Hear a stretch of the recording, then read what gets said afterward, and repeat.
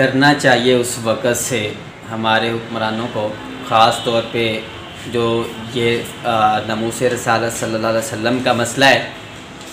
ये ना हो कि जिस तरह इन्होंने हमने जो यहाँ पे नमूस मुस्तफ़ा सल्लल्लाहु अलैहि वसल्लम मार्च किया और हमारे ऊपर इन्होंने इस्लामाबाद इंतज़ामिया, इस्लामाबाद पुलिस और फोर्सेस के ज़रिए हमारे ऊपर शेलिंग करवाई और जो भी इन्होंने हरबे इस्तेमाल किए, लाठीचार्ज जो भी इन्होंने करना था वो किया।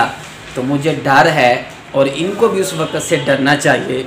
ऐसा ना हो, इनको डरना चाहिए। मैं बड़ा वाज़िया बता रहा हूँ कि ये इन फोर्सेस को, इन पुलिस को, इन सिक्योरिटी एजेंसीज़ को ये हुक्म करें, ये ऑर्डर करें कि आप आशिकाने रसूल पे शेलिंग करें, गोली बरसाएं।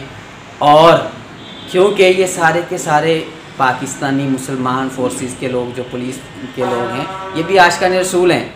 तो मुझे डर है कि ये जो हमारे हुक्मरान हैं ये इनको ये कहें कि आप जो है आशिकाने रसूलों पर, इनकी रैली पे, इनके मार्च पे शेलिंग करें या इनको इस तरह का गोली वाला मामला करें।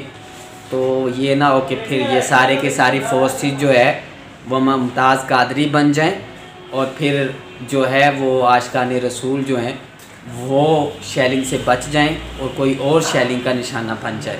तो मैं बड़ा वाज़िया बता रहा हूँ कि इस वक़्त से डरें और इस वक़्त से डरने के साथ साथ बचने की कोशिश करें, वरना ये बहुत बड़ा मामला हो जाएगा और इसकी जो रोकथाम है वो फिर किसी के हाथ में नहीं रहेगी।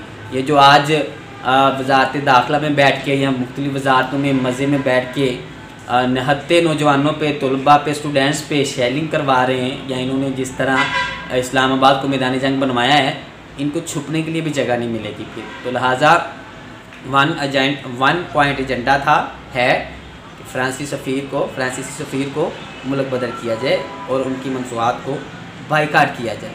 तो इसको आपको मानना पड़ेगा।